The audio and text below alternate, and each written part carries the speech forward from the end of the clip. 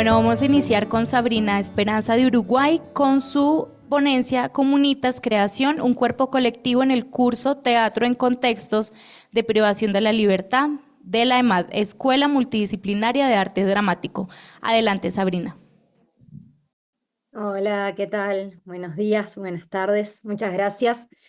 Bueno, voy a comenzar la presentación. Mi idea es ir conversando algunas cosas, leyendo otras y después, si la tecnología me acompaña, les voy a compartir algunas imágenes breves. Bueno, desde el año 2017 en la Escuela Multidisciplinaria de Arte Dramático Margarita Xirgu de Montevideo, Uruguay, venimos desarrollando una experiencia que vincula a estudiantes de la carrera de actuación, de la carrera de diseño teatral y también de la tecnicatura en dramaturgia con propuestas educativas teatrales en contextos de privación de libertad. Los 2 primeros años en un vínculo con la Universidad de la República, con el Programa Integral Metropolitano, estuvimos trabajando en la unidad número 6 de Punta de Rieles con adultos hombres. Y luego, a partir del 2018, se empezó a generar un convenio entre la Intendencia de Montevideo, de quien depende la EMAD, y el Instituto de Inclusión Social Adolescente, INISA, que es el organismo que regula las medidas de justicia penal para adolescentes en nuestro país. Y a partir del 2019, en el marco de este convenio, trabajamos con adolescentes mujeres en el Centro de Ingreso Adolescente Femenino. Luego, bueno, a partir de lo que fue las medidas sanitarias de la pandemia, estuvimos sin poder ingresar a los centros de privación de libertad y a partir del 2022 retomamos el trabajo práctico y estuvimos trabajando en el Centro de Ingreso Adolescente Masculino con adolescentes varones. Y también a partir de ese año digamos, nuestro marco de acción se amplió y empezamos a incluir también a estudiantes de la Universidad Paul Valéry de Montpellier, que tenemos un convenio internacional con esta universidad y recibimos todos los años a estudiantes que han estado participando de este curso. Y ahora, desde el año pasado, estamos haciendo un proceso más de largo plazo en un centro de privación de libertad, que es el Centro Granja, dentro de un predio muy grande en Uruguay que se llama Colonia Berro, donde hay adolescentes a partir de 15 años que ya están, que ya tienen su condena, digamos. El curso se desarrolla en una modalidad que es teórico-práctica, con una frecuencia de 2 encuentros semanales. Y bueno, como plantea Jess Thorpe, que es una practicante artística y académica de Escocia, cuando hablamos de arte y de teatro en contextos de privación de libertad en prisiones, ella lo que plantea es que el contexto es la mitad del trabajo. Es así que en nuestros encuentros teóricos lo que hacemos es abordar contenidos conceptuales que son imprescindibles para el trabajo práctico. Intentamos tener una visión transdisciplinaria y entonces abordamos elementos de criminología crítica, de semiology, que es el estudio del daño social, teoría de género y feminismos, abolicionismo penal, adolescencias. Y también hacemos un análisis del sistema carcelario y de justicia penal en Uruguay desde diversos enfoques y siempre intentando actualizar con los últimos informes del estudio de la situación en nuestro país. Y desde el punto de vista teatral, como para compartirles un poco como dónde nos enmarcamos, abordamos sobre todo algunos creadores que son los que nos interesa tener como guía, como referencia para nuestras prácticas, como Bertolt Brecht, Augusto Boal, Peter Brook, Jess Thorpe, Vivi Telas, Lola Arias, entre otros. En el segundo semestre el foco está puesto mayoritariamente en la práctica y lo que buscamos ahí es generar una obra teatral de creación colectiva y es por ese motivo que a mí me interesaba como analizar eso desde las nociones de liminalidad y de comunitas que Ileana Diegues retoma del antropólogo Víctor Turner. La pieza que construimos el año pasado y es de la que me interesa hablarles se llamó No todos los hombres son iguales. Como punto de partida de la creación, me interesa traer esta idea que Augusto Boal en la cual se ha enfocado, que es esta idea de que todas las personas pueden hacer teatro, incluso los actores, dice él, y también afirma que se puede hacer teatro en cualquier parte, incluso dentro de los teatros.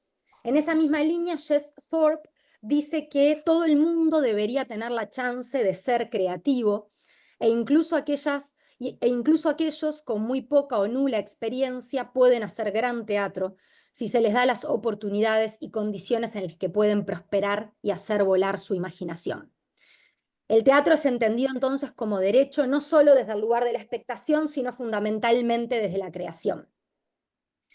El teatro entendido como acontecimiento desde el planteo de Dubati incluye el convivio, la poiesis y la expectación, y entiendo que desde ese lugar se opone a la cárcel como un ejercicio de ruptura de los lazos sociales. Dice Dubati que el teatro se vive con otros, es un lugar para vivir con, no solo para mirar, y la cárcel, por el contrario, implica la construcción de una fragmentación, de un dique social. Y en nuestro país, por ejemplo, esa fragmentación puede implicar condenas de hasta 10 años para adolescentes a partir de los 13 años. El curso que dicto en la EMAD, por el contrario, se construye como un encuentro. Y es un encuentro entre lo que podría entenderse como 3 niveles de alteridad. Adolescentes y jóvenes privados de libertad a quienes la cárcel les atraviesa el cuerpo y que en la mayoría de los casos nunca han ido al teatro. Estudiantes de actuación y diseño teatral de Uruguay que, salvo alguna excepción, nunca han ni siquiera visitado una cárcel. Y estudiantes provenientes de Francia, también estudiantes de teatro provenientes de Francia, para quienes incluso nuestra lengua es como un primer desafío. Pero la metodología de trabajo del curso lo que busca es trazar puentes en lugar de seguir levantando muros. La cárcel genera la idea de que quienes están allí dentro son otros, ¿no? Que es un otro, algo que no me es cercano. Sin embargo, en un país como el nuestro, que tiene la tasa de prisionización más alta de Sudamérica y que nos ubicamos en el lugar onceavo en el mundo, la probabilidad de que la privación de libertad sea una realidad más cercana es muy alta, más de lo que la mayoría de la población tiende a percibir. Quienes están dentro de la cárcel fueron nuestros vecinos y van a volver a hacerlo una vez que terminen su condena. El teatro busca entonces encontrar puntos de enlace que transforman la alteridad en comunidad, tanto para adolescentes privados de libertad como para el grupo de estudiantes que concurre semanalmente a la cárcel. Entiendo que el acceso a la práctica teatral favorece la construcción de vectores de subjetivación, o sea, esta posibilidad de pensarnos, de subjetivarnos de maneras distintas. Y Augusto Boal plantea en su libro El arcoíris del deseo que el teatro posee propiedades nociológicas que nos permite aprender, que nos permite conocer. Una de ellas es lo que él denomina telemicroscopicidad. Él dice que el escenario acerca y aumenta situaciones que en nuestra vida cotidiana pueden pasar desapercibidas porque las tenemos naturalizadas. Otra de las propiedades que Boal analiza es la plasticidad. Dice que la escena es el edificio teatral, el edificio físico, pero al mismo tiempo puede ser un castillo, que una silla puede ser un trono. La cárcel es la cárcel, pero al mismo tiempo puede desdoblarse y ser el escenario para que los actores construyan, aunque sea momentáneamente. Estas capacidades que tiene la práctica teatral son pilares fundamentales de nuestro enfoque. La puesta en escena de situaciones para su análisis, así como la capacidad de transformar el espacio que habitan los participantes.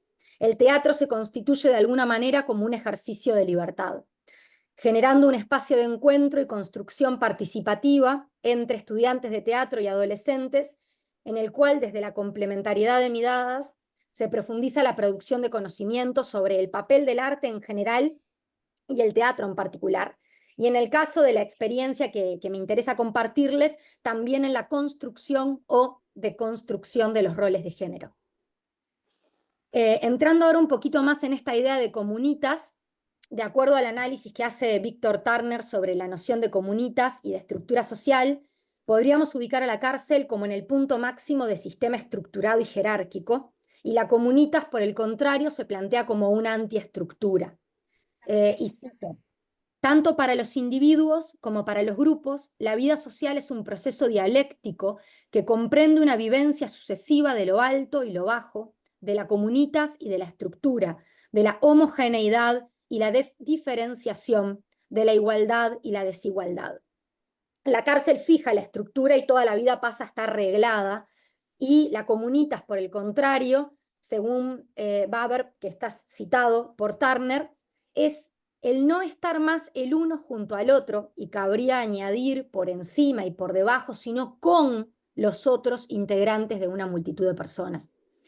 En este sentido, encuentro una noción hermanada con la idea de convivio. Turner asocia de manera intrínseca la posibilidad de comunitas con el espacio liminal.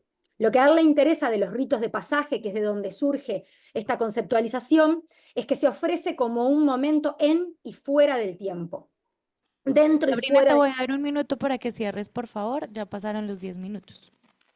Bueno, perdón, se me fue. Bueno, entonces, no logré llegar a la parte de la obra, pero les comento así, aunque sea en forma muy sintética, que lo que hicimos fue construir una obra en la cual los adolescentes planteaban cuáles habían sido las violencias que habían recibido por el hecho de ser varón, y cuestionar el ejercicio de violencia y los roles de la masculinidad hegemónica en la obra. Y entiendo que ese trabajo que se hizo colectivo entre estos adolescentes y los estudiantes, en donde pudieron cuestionar los mandatos de género, se constituyó como un espacio de liminalidad y de comunitas. Bueno, muchas gracias, y si queda alguna duda después ampliaremos. Gracias. Sabrina, muchísimas gracias. Bueno,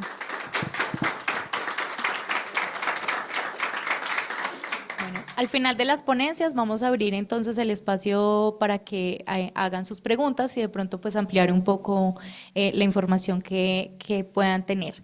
A continuación tenemos desde Colombia a Eloísa Jaramillo Arango con su ponencia Cuerpo en vivo, cuerpo en voz, cuerpo virtual. Adelante, Eloísa. Buenos días para todos y para todas. Quiero agradecerles su presencia hoy en este auditorio, y también a las personas que están escuchándonos por el Zoom, su presencia virtual.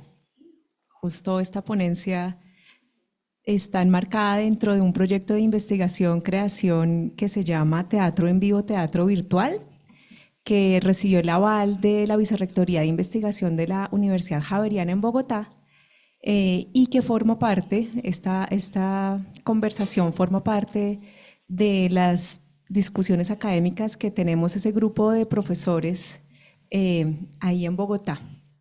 Y abro así con este marco situado y específico, porque quiero comentar un fenómeno que durante los años de la pandemia llamó muchísimo mi atención, que fue un tránsito que como comunidad artística hicimos, o a mi modo de ver hicimos, y fue estar en una resistencia así casi radical a virtualizarnos, a que nuestras prácticas se virtualizaran, con la idea de que el teatro era en esencia presencial.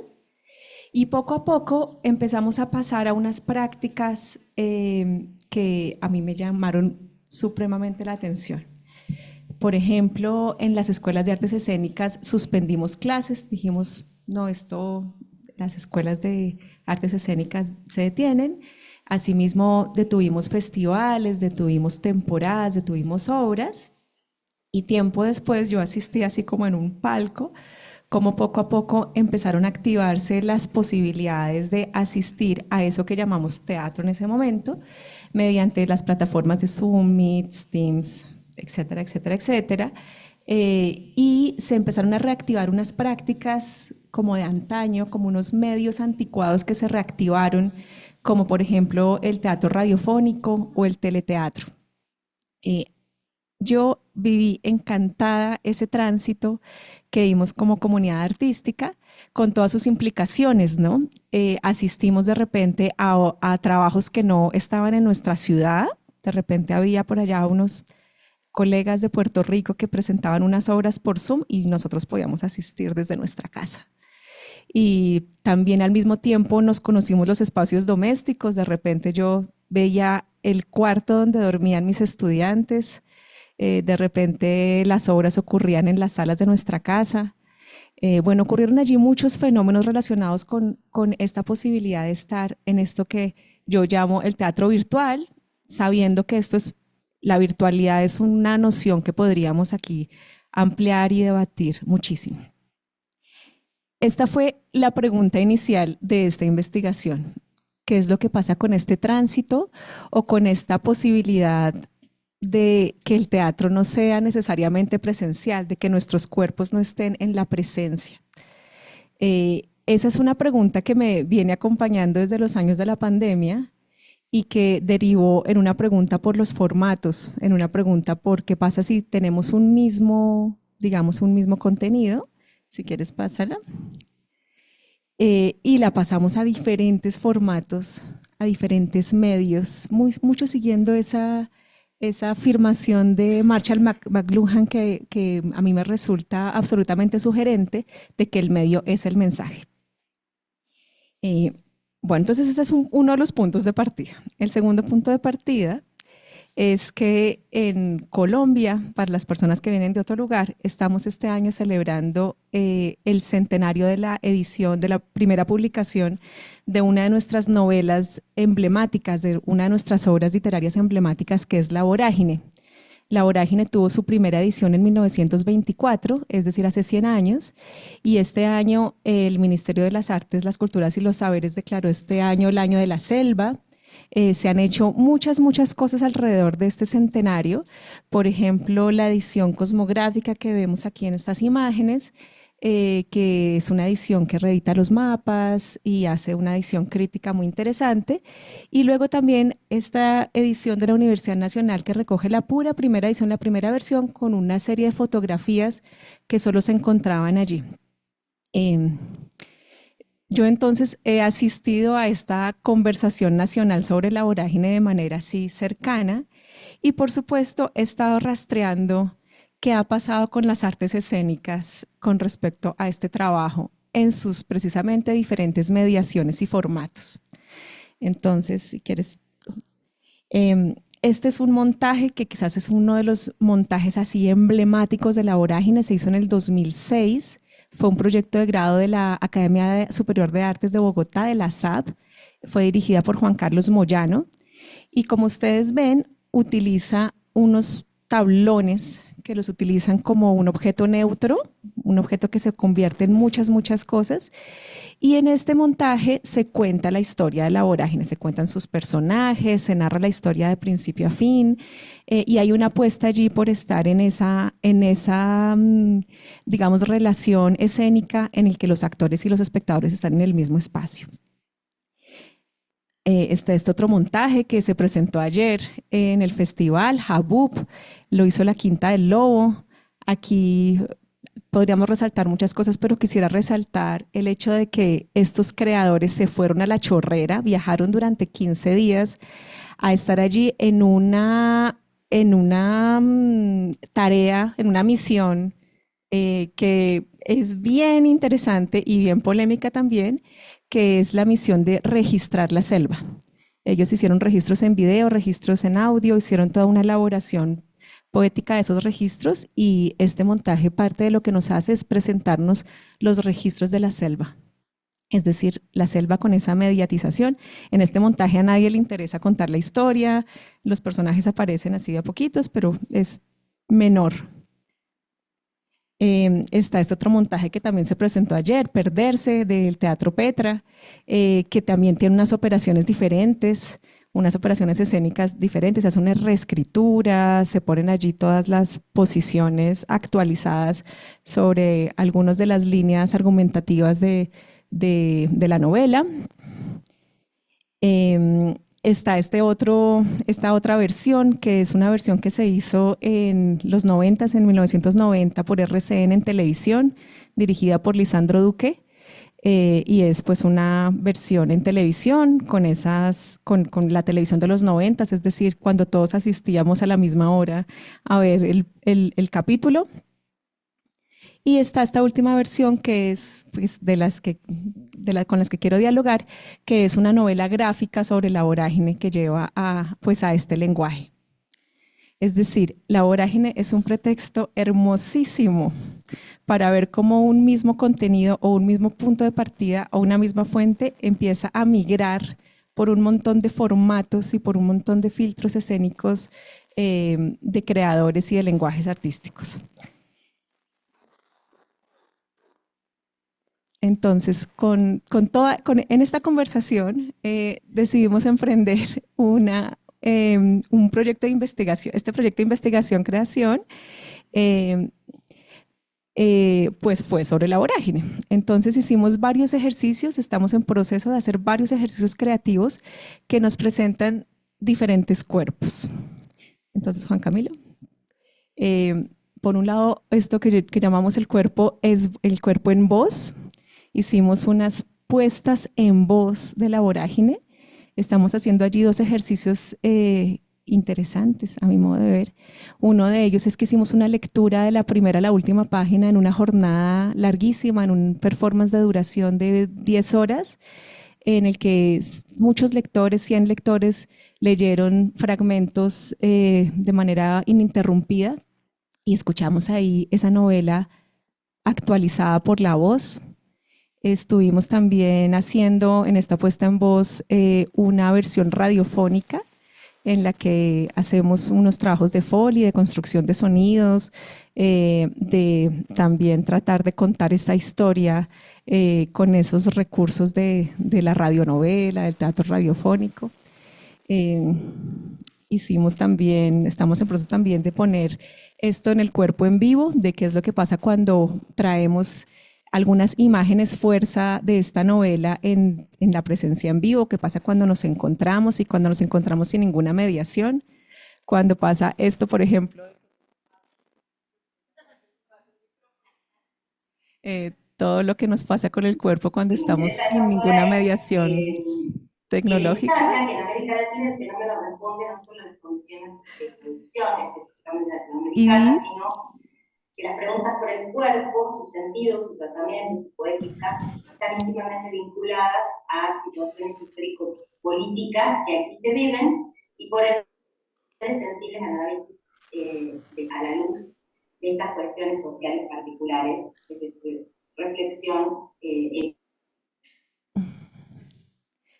Y tenemos otra versión que tiene que ver con el cuerpo virtual.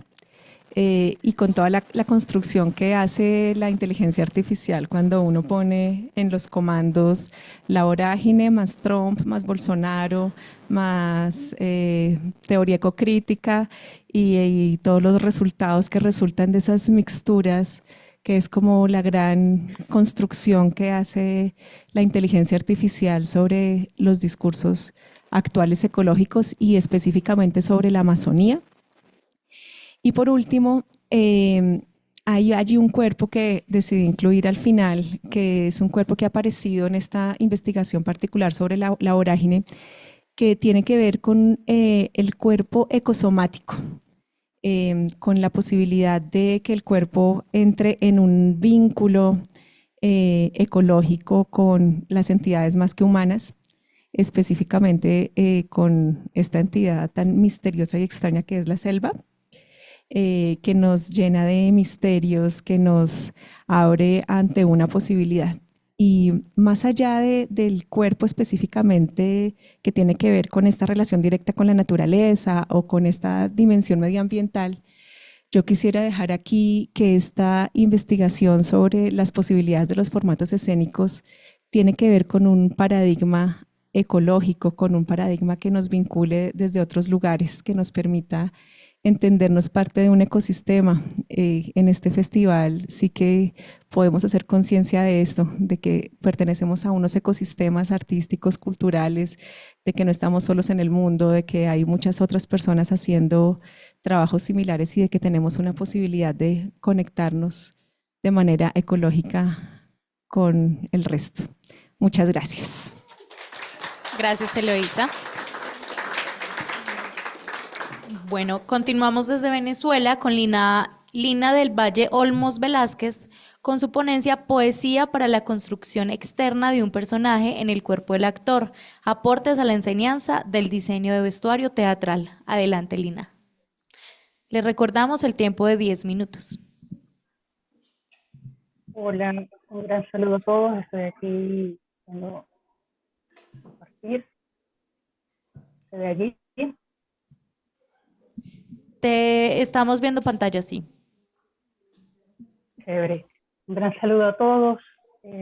Como diseñadora de vestuario y de iluminación, actualmente jubilada de la Universidad Nacional Experimental de las Artes acá en Caracas, hasta este periodo que recientemente terminó en el mes de julio, pude llevar a cabo en la materia que coordinaba esta experiencia que a continuación les voy a compartir y que tiene que ver con ejercicios para abordar el personaje. Por alguna razón no está avanzando.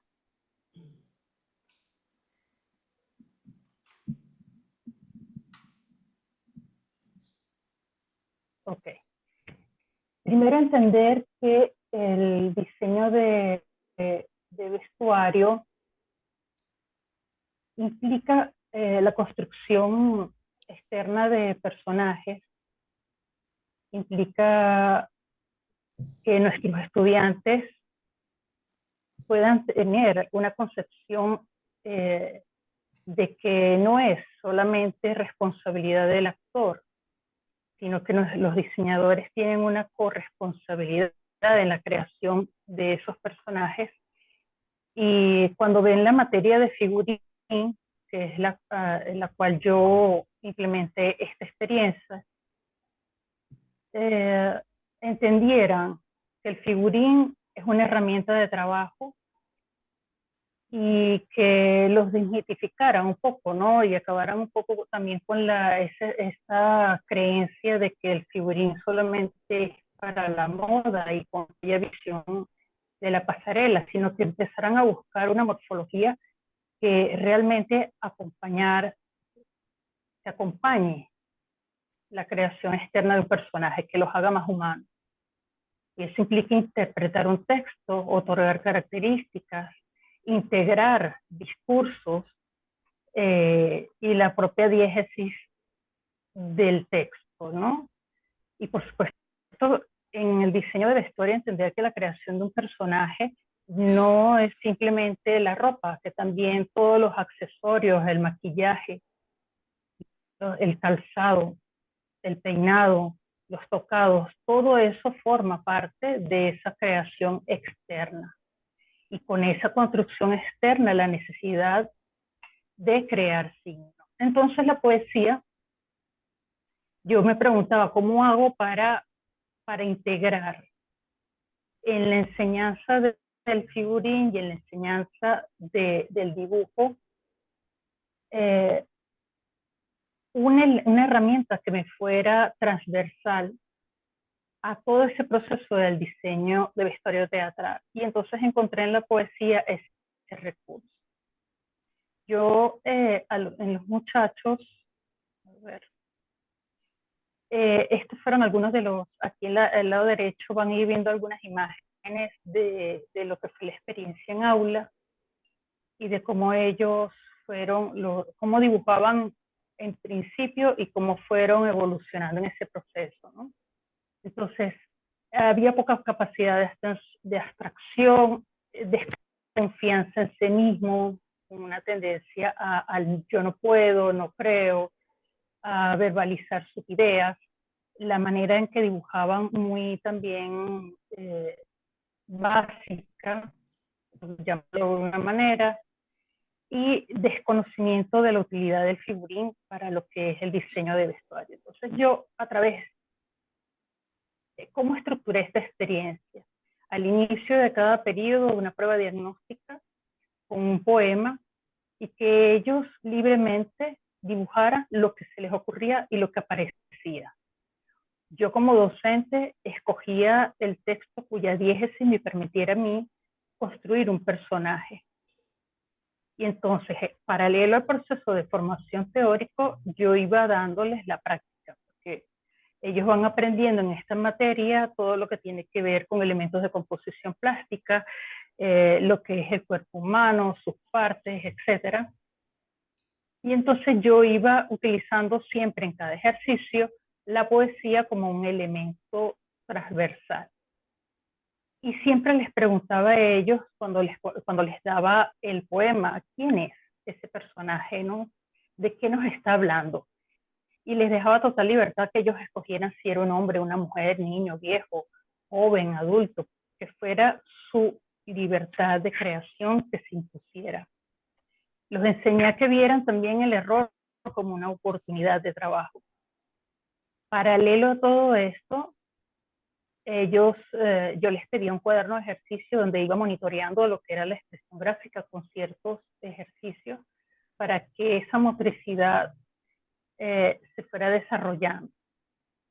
Y por supuesto todo esto enmarcado en un aprendizaje por competencias, con un enfoque cualitativo, muy personalizado, porque además me ocupaba de acercarme a cada uno de ellos y que a través de sus experiencias, lo que ya traían, más lo que iban incorporando, irlos orientando por dónde encaminar su búsqueda, porque entiendo la docencia como casos muy particulares y que cada estudiante es un artista y tiene su propia metáfora, su propia poesía, tiene su propia manera de ver el mundo, y en eso yo he sido siempre muy respetuosa.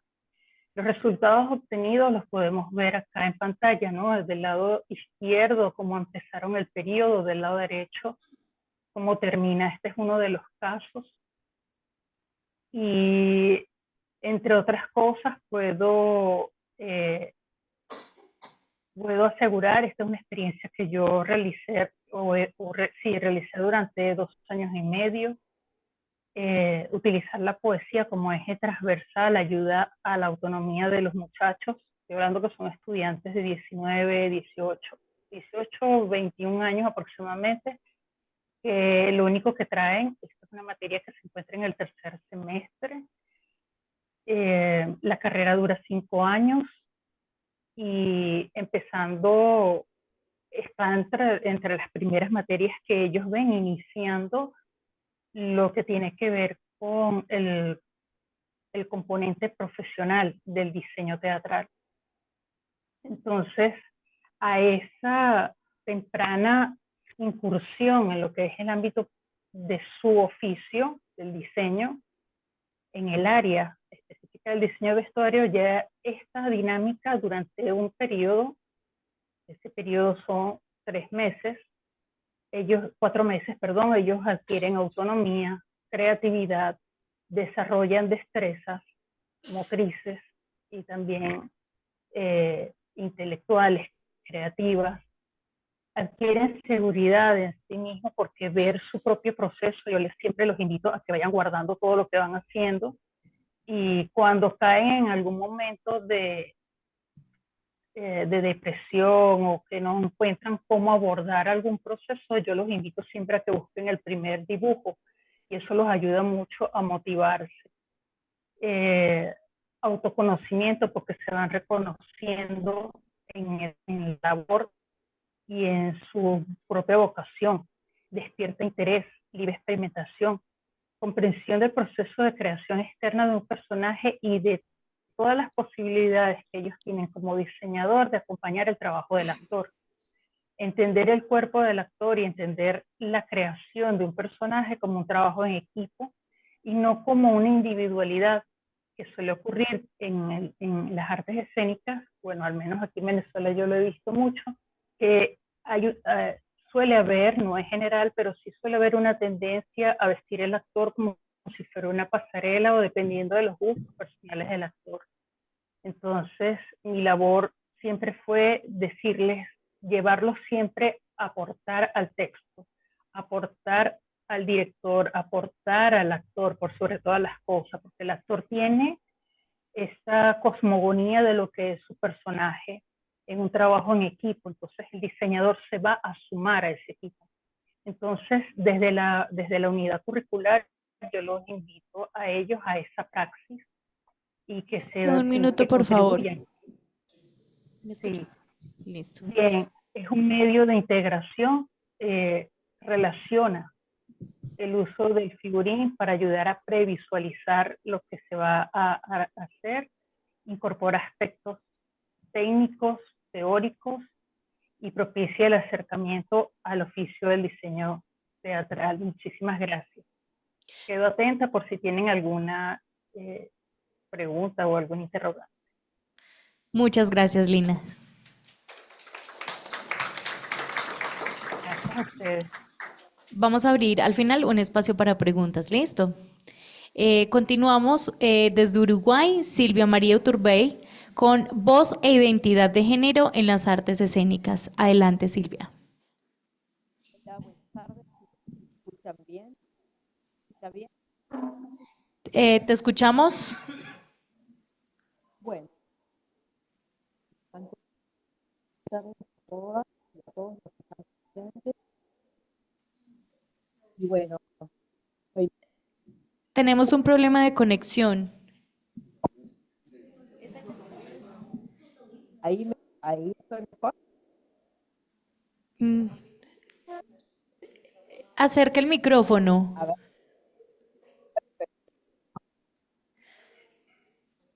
De los audífonos. O sin audífonos.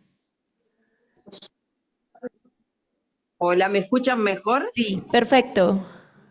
Bueno, les contaba que soy licenciada en fonoaudiología, soy docente de técnica vocal en la Escuela Multidisciplinaria de Artes Escénicas en Montevideo, Uruguay.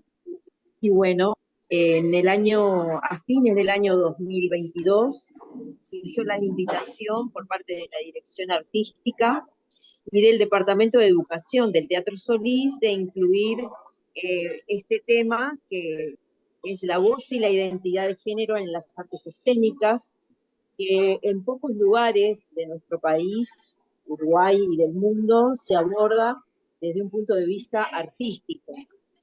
Entonces, lo que fue un curso gratuito que se dictó el año pasado, entre el 8 y el 12 de agosto,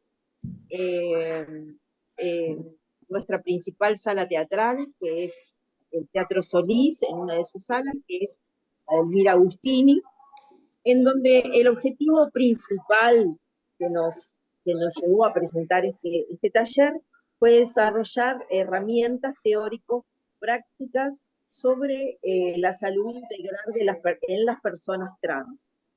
Y desde un enfoque muy particular, que es el autorreconocimiento vocal.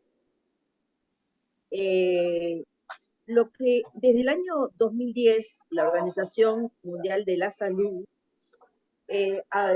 aporta la sexualidad como un aspecto central en el cuidado de las personas.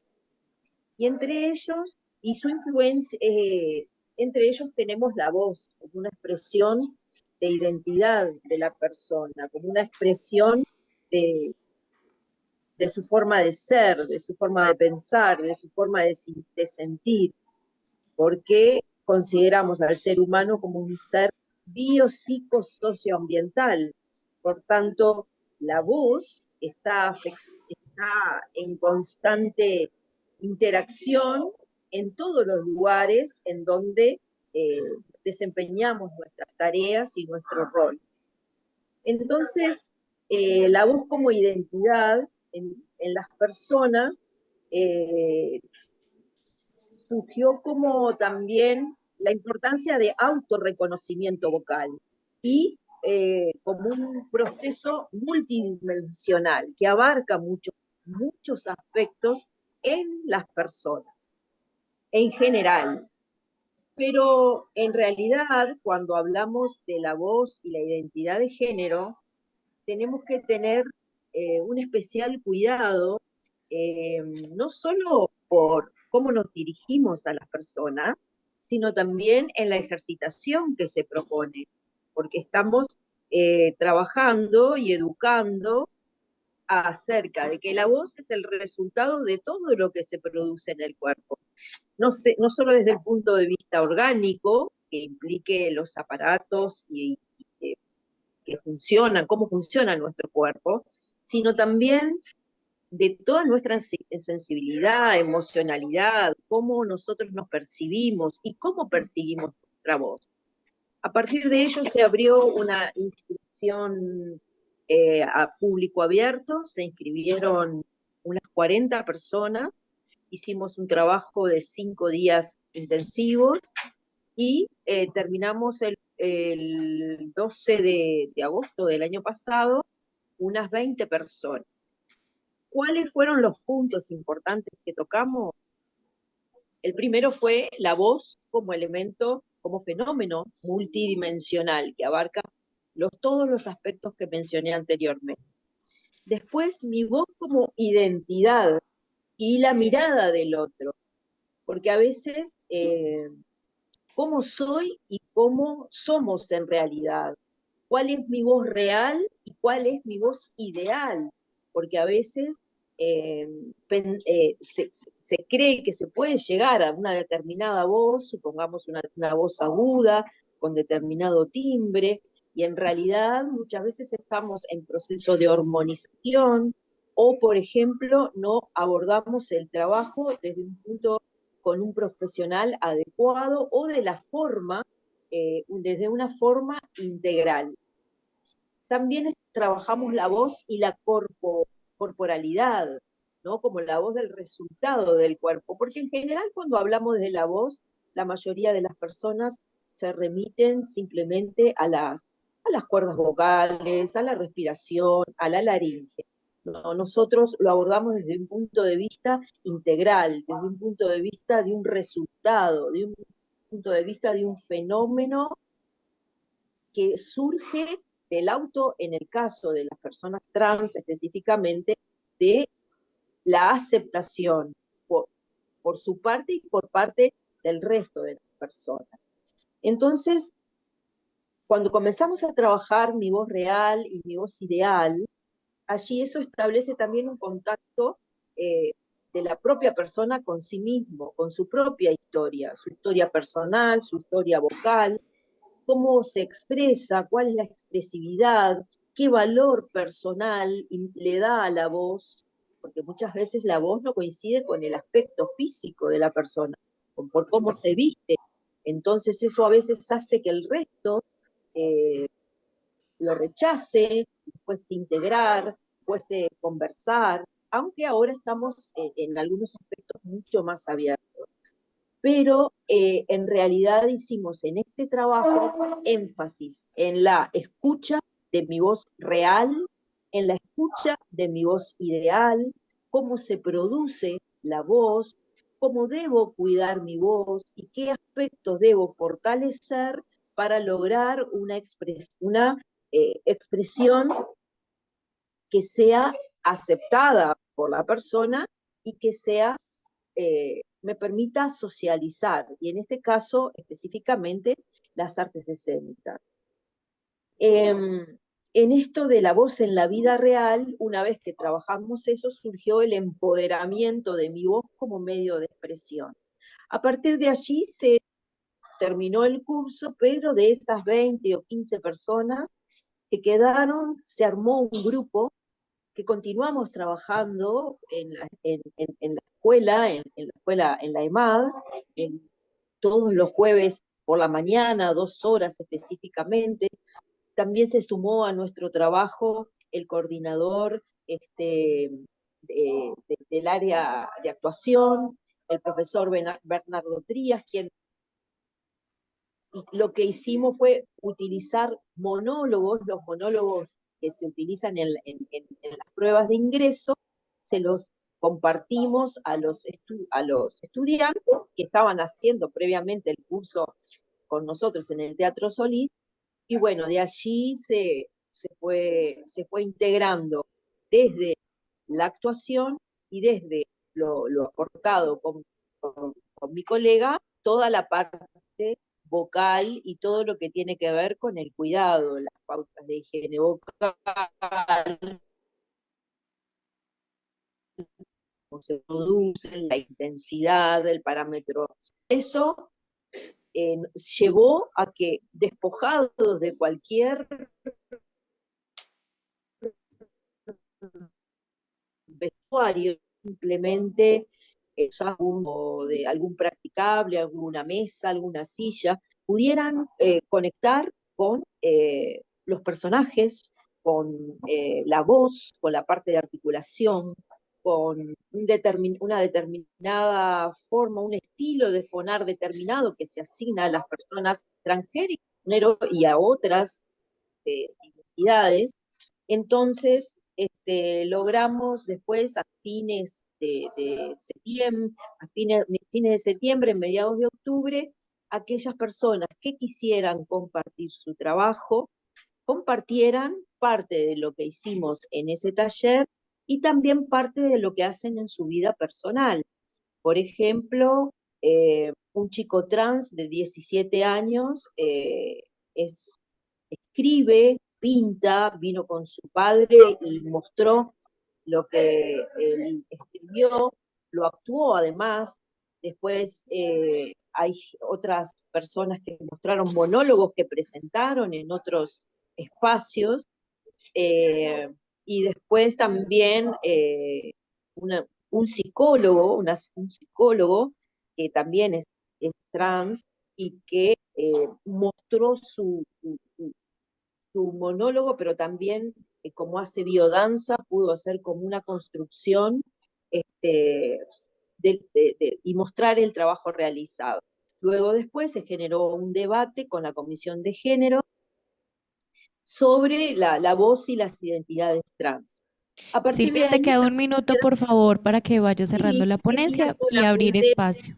cerrar contando que a partir de ese trabajo se generaron 3 personas que continuaron sus estudios a nivel universitario, 4 personas que lograron obtener su documento de identidad con el género que realmente se identifican, y en este mes de septiembre, que es en el mes de la diversidad, hay 3 personas que van a presentar un espectáculo en la sala del Teatro Solís, y bueno, salimos también a ver como grupo algunos espectáculos que fuimos invitados, pero lo más importante es que logramos que logren su identidad, que retomaran sus puestos de trabajo, ya sea en peluquerías, atención al público, y que también se acercaran a las artes, y muchos de ellos con ganas de poder dar las pruebas de admisión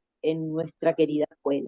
Así que la voz, a través de la voz llegamos a educar y llegamos a que las personas se acepten y lograr una mejor calidad de vida e integrarlos a las artes. Así que el objetivo de este trabajo era compartirles los resultados obtenidos. Muchas gracias a ustedes. Acá en la sala. Vamos a abrir el espacio para preguntas, tanto para la ponente presencial como para los virtuales. Entonces, vamos a abrir el espacio. ¿Alguien tiene alguna pregunta?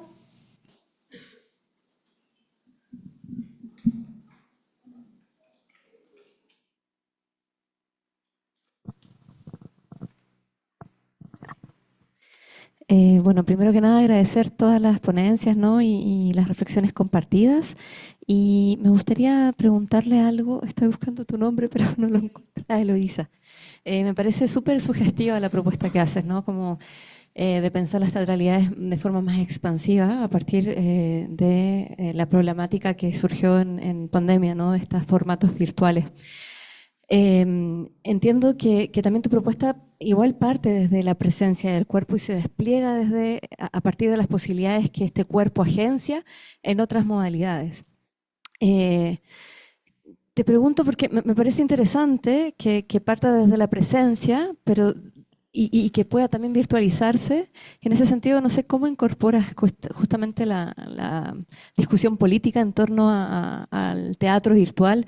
Recuerdo muy bien en Chile, por ejemplo, una directora muy reconocida, la Manuela Infante, decía es que el capitalismo no se pierde ninguna oportunidad de producir. Entonces, como incluso cuando todo está pensado para que nos tomemos un momento y entendamos qué está pasando, el teatro igualmente necesita producir y necesita, bueno, había una realidad económica también de por medio.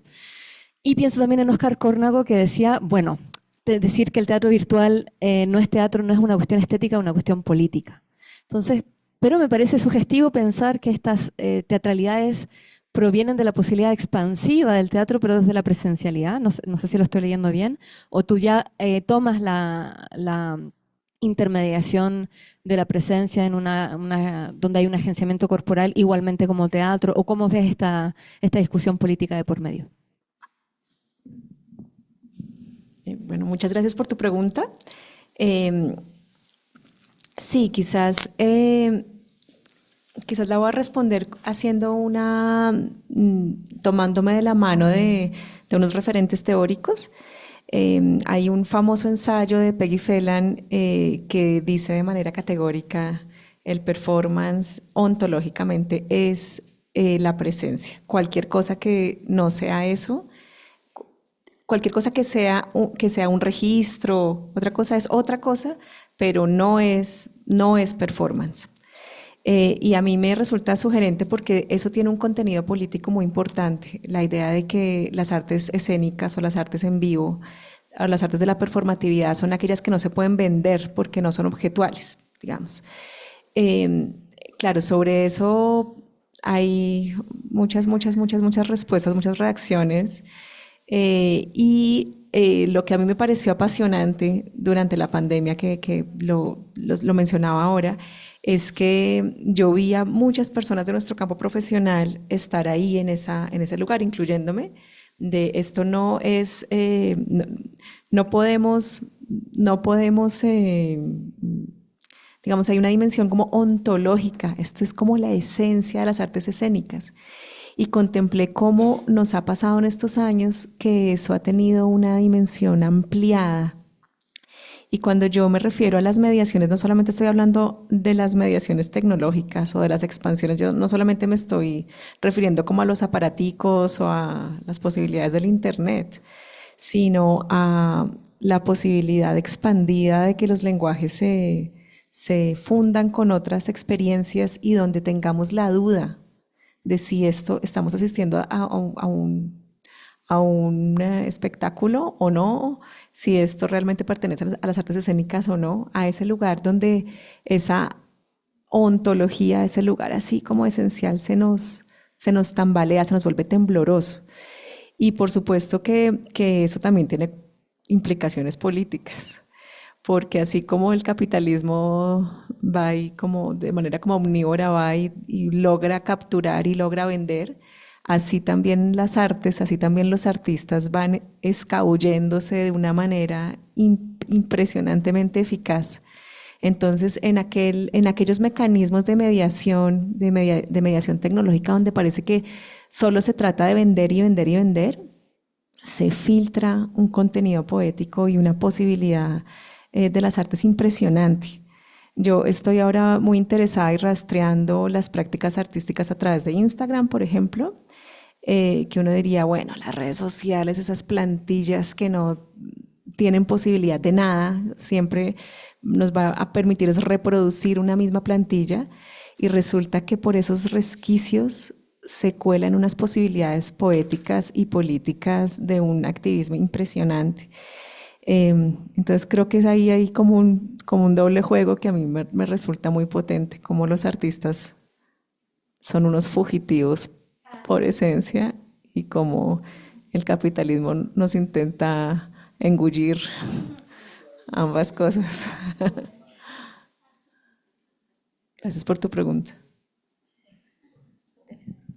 ¿Alguna otra pregunta?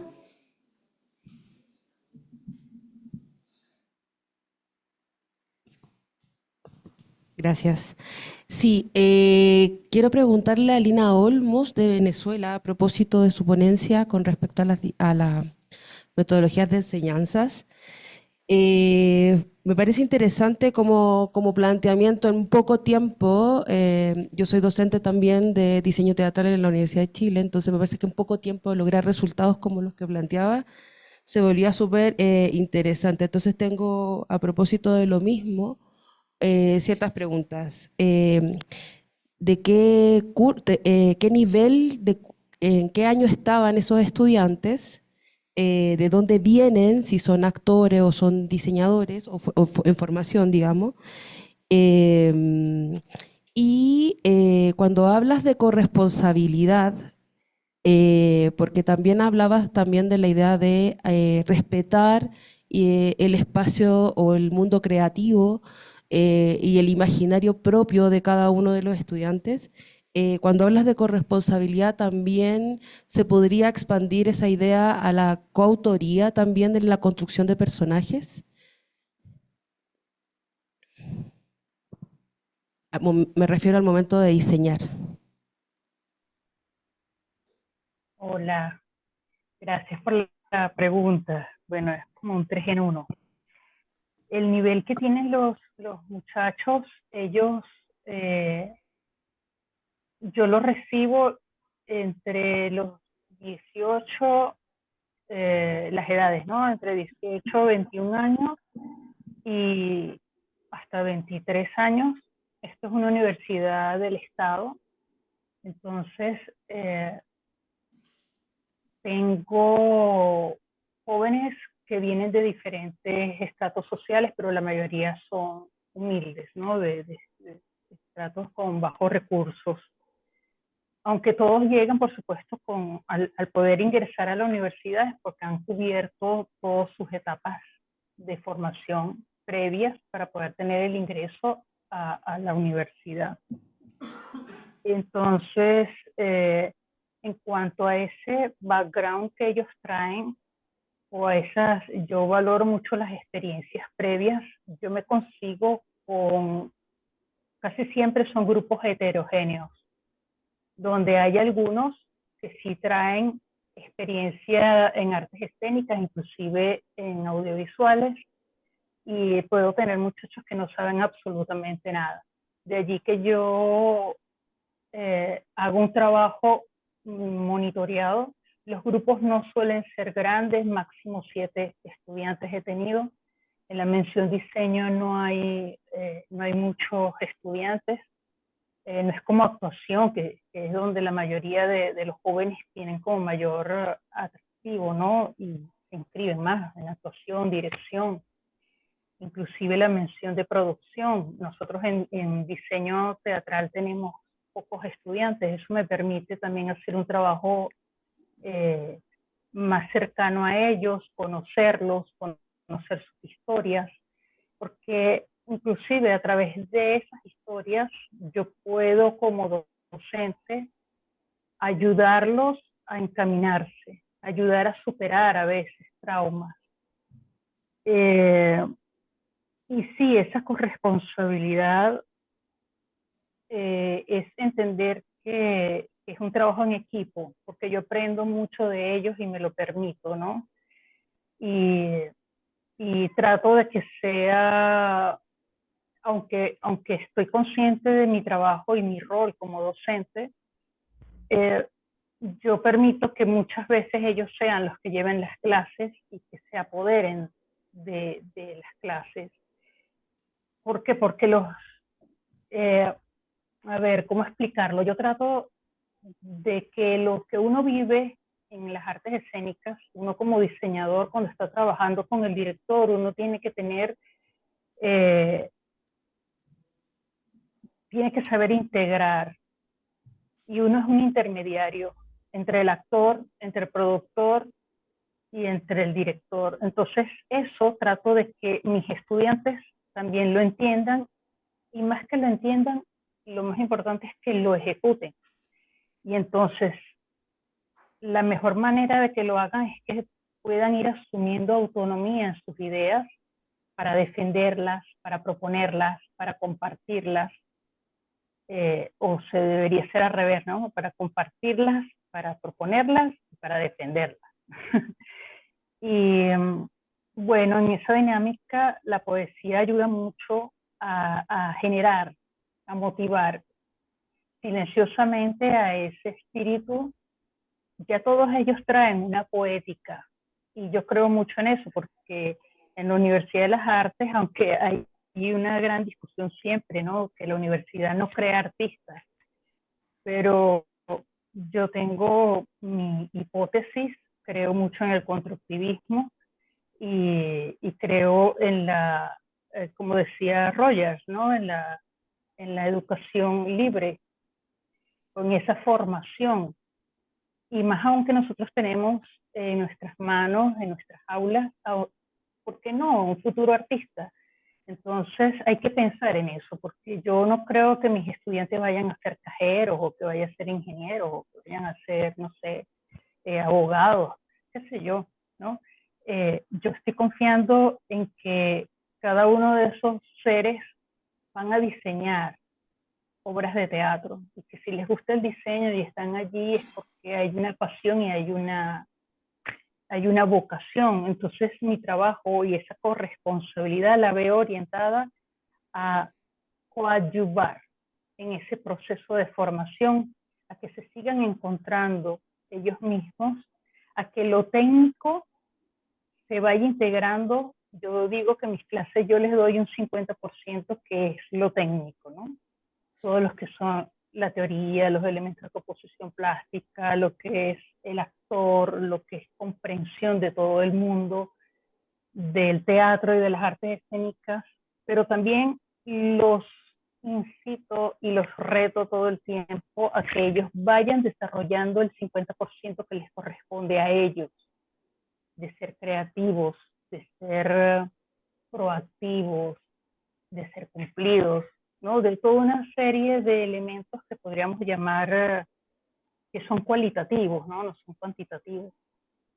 Y por suerte, al final del periodo, los resultados han sido positivos y hay motivación y cada día ellos están más centrados. Espero haber respondido a la pregunta. No sé si se me quedó alguna de las inquietudes por fuera. Gracias. Sí. Muchas gracias. Gracias, Lina. ¿Pregunta? Sí, claro que sí tenemos. Muchas gracias, Eloísa, ¿no? A partir de lo que hablaste y también viendo las obras de ayer, si puedes hablar lo que piensas o por dónde estás investigando. Y bueno, creo que no es solo de ayer, otras obras también cada vez más están incluyendo las plantas, la selva, ¿no? Tanto la cosmovisión cuanto la materialidad misma, ¿no? No sé qué piensas de eso o si conoces alguna obra o trabajo escénico que ya no es más el registro de la selva hacia la ciudad y si no es la ciudad o el artista mismo yendo y trabajando ahí y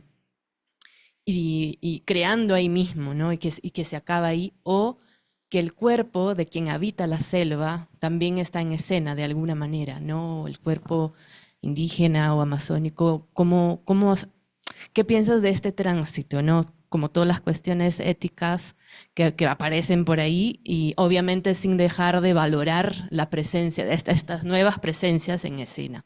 Eso. Qué pregunta grandota. Pues hay una experiencia que te puedo mencionar de la Corporación Tapioca, que hizo un proceso con personas indígenas del Baupés.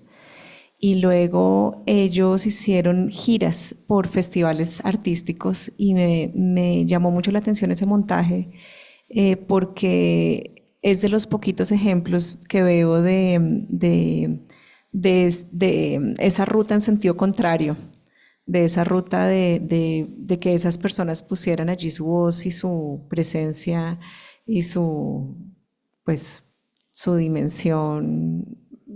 O sea, la complejidad del encuentro que se da, no al revés, no artistas yendo a hacer un trabajo de campo, sino esas personas indígenas estando en festivales artísticos. No tengo muchos más ejemplos de eso. Me parece digamos, encuentro muy interesante y también muy positivo que se abra esa pregunta y que se despliegue en todas sus complejidades éticas, políticas y estéticas. Yo siento que hay digamos, el tema medioambiental, ecológico y particularmente la pregunta por la selva, por la Amazonía, es una pregunta que nos urge a nivel mundial, es una urgencia. Y encuentro muy positivo que se ponga sobre la mesa en todas sus dimensiones, ¿no? En estos trabajos que podemos, digamos que están alrededor de la vorágine, hay muchas operaciones y muchas posturas diferentes que a mí me llaman la atención. Por ejemplo, en las funciones que hizo Jabugo en Bogotá, ellos, me refiero a los artistas, estuvieron supremamente cuidadosos de mantenerse como al margen de las operaciones representativas, de no tomar la voz de nadie, de no tomar la voz de ningún testimonio y digamos, acompañando eso, viajaron unas personas de La Chorrera, que es un lugar donde está la Casa Arana, aún están las ruinas de la Casa Arana allí, es uno de los centros caucheros de principios del siglo XX.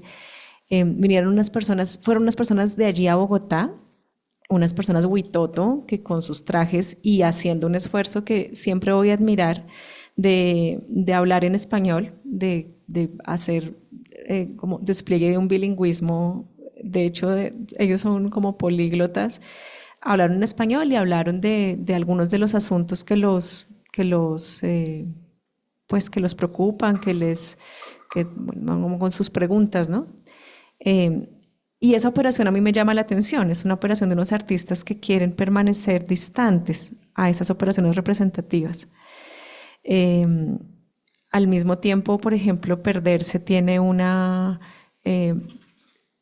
dice, bueno, ¿y cómo sentimos la selva en el cuerpo, no? Y nos pone unos abrigos, un calentador, agua con humedad, así hay como un chiste, digamos, utiliza ahí un dispositivo de humor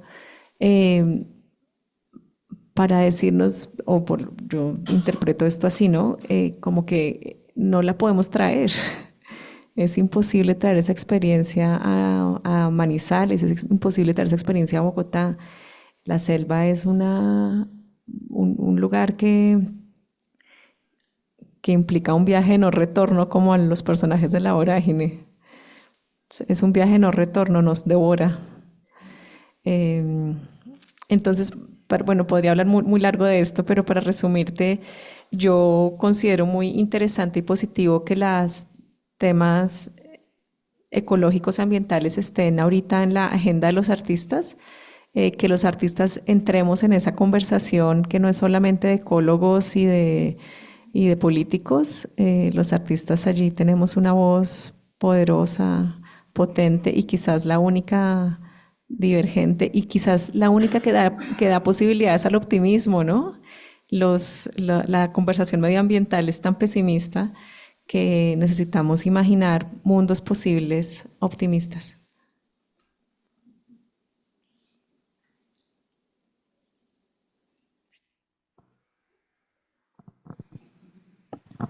Tengo una pregunta, Eloísa, ya que conoces también ese espectáculo, porque como lo vi ayer tan distante y vi una foto donde la relación espectador-actor estaba tan cercana y había unos diseños en la arena que nosotros nos perdimos.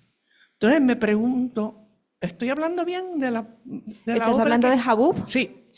Me pregunto, ¿cómo es la percepción de un espectáculo tan íntimo como ese, aparentemente, ¿verdad? En su función de teatro más arena, ¿cómo se aleja de un espacio tan gigantesco como este? ¿Si percibiste eso? Uy, claro, eso es bien interesante cómo los trabajos también van migrando con sus espacios y van generando unas otras posibilidades. Jabú hace digamos que Jabú empieza contándonos o poniendo ahí esa bella migración que tienen las arenas del desierto del Sahara para venir a la selva de la Amazonía, ¿no? Como ese viaje que se hace. Y así también creo que hay como un viaje de operaciones hay también como unas migraciones de operaciones que a mí me resultan, pues como son sugerentes. En Bogotá hubo una particularidad de estas funciones que se hicieron en Bogotá que a mí me llaman la atención, y es que se hizo en el nuevo teatro del Centro Nacional de las Artes, en la sala Fanny Mickey, que tiene una posibilidad de espacialización sonora muy especial. Entonces había una experiencia para los espectadores de estar envueltos, de intentar estar en inmersión. El sonido viajaba y estábamos como allí en posición, era como dos calles y todo ocurría en el centro. Yo no sé si estoy respondiendo a la pregunta, pero sí hay unas operaciones. A mí me interesan mucho las operaciones que hacen los artistas buscando algunas cosas, o las operaciones poéticas que hacen, y cómo eso también se contrasta con la experiencia de los espectadores, que no siempre es la misma. A veces coincide y muchas veces no coincide. Quisiera que ocurriera esto, pero resulta que en vez de estar inmersa en la selva, estuve distante, estuve con sonidos mediatizados. En vez de acercarme a la selva, lo que hicieron fue distanciarme la experiencia. Y bueno, eso quizás... ¿Fue concebida para ese espacio originalmente? Para el espacio de inmersión, sí. Sí, quizás esta mediatización de la selva lo que nos está invitando es a ir a conocer la Amazonía de manera presencial. Muchísimas gracias, Eloísa. Tenemos espacio para una última pregunta. ¿Alguien desea preguntar algo más? Bueno, por acá tenemos. Nos quedan 7 minutos. Entonces, para pregunta y para respuesta, por favor. Hola. Sí, no, una pregunta que me interesaba muchísimo, y bueno, que desde que empezaste a hablar de la Amazonía y de cómo los habitantes de este territorio hacían para participar en el teatro, es básicamente, digamos, ¿cómo hicieron para que estos habitantes, bueno, los indígenas como tal, sintieran interés por hacer arte, digámoslo así? Porque los acercamientos que he tenido con la Amazonía, los indígenas son muy, digamos, como muy, no sé, como apartados de la realidad. Uno llega a un territorio indígena y lo primero que hacen es meterse en sus casas. Incluso, de hecho, tuve una experiencia una vez que llegué a un puerto de una comunidad indígena y ellos estaban lavando y todos cogieron su ropa, sus jabones y se fueron para su casa. Y son de muy pocas palabras, son muy pocos expresivos, entonces quisiera saber cómo fue la experiencia de hacer de que esas personas participen en estas dinámicas, y sobre todo si hay algún registro o algo donde uno pueda, digamos, encontrar información de esta experiencia. Gracias. ¿Te refieres a la experiencia de Corporación Tapioca, la que mencioné, el Baupés? Sí, correcto. Sí, consigues mucha información en la página de Corporación Tapioca, que hace una labor impresionante en el departamento del Baupés y del Putumayo. Pues mira, esta pregunta que haces es muy bonita porque justo es como la propuesta de mi ponencia. Tiene que ver con una ampliación, una expansión, pero no solamente de las prácticas artísticas, sino de la mirada. Probablemente si nosotros llegamos a las realidades culturales de las personas que viven en la Amazonía, la palabra arte, obra de teatro, concierto, todo eso, de pronto es tan ajeno que es una realidad que nos invita, o quizás nos obliga a ponernos otra lente para mirar, a ponernos otras gafas.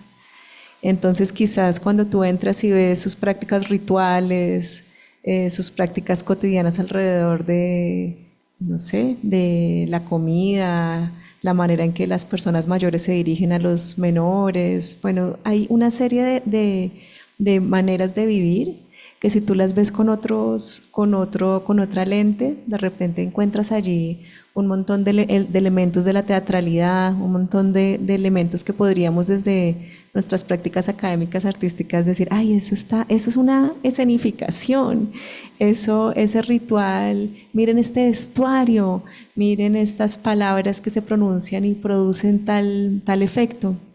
Entonces yo creo que ahí hay como más que cómo hicieron para participar en la obra, más bien es cómo entras tú a trabajar con una comunidad o a leer sus prácticas de una manera expandida, ampliada.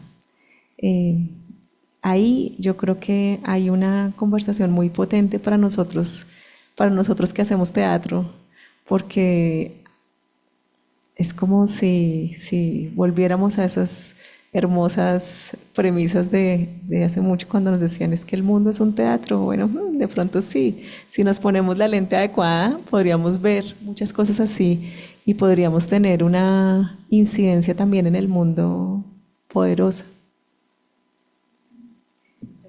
Bueno, muchísimas gracias. Muchas gracias a nuestras ponentes, a Eloísa, Sabrina, Silvia y Lina, y a ustedes, los participantes de este congreso.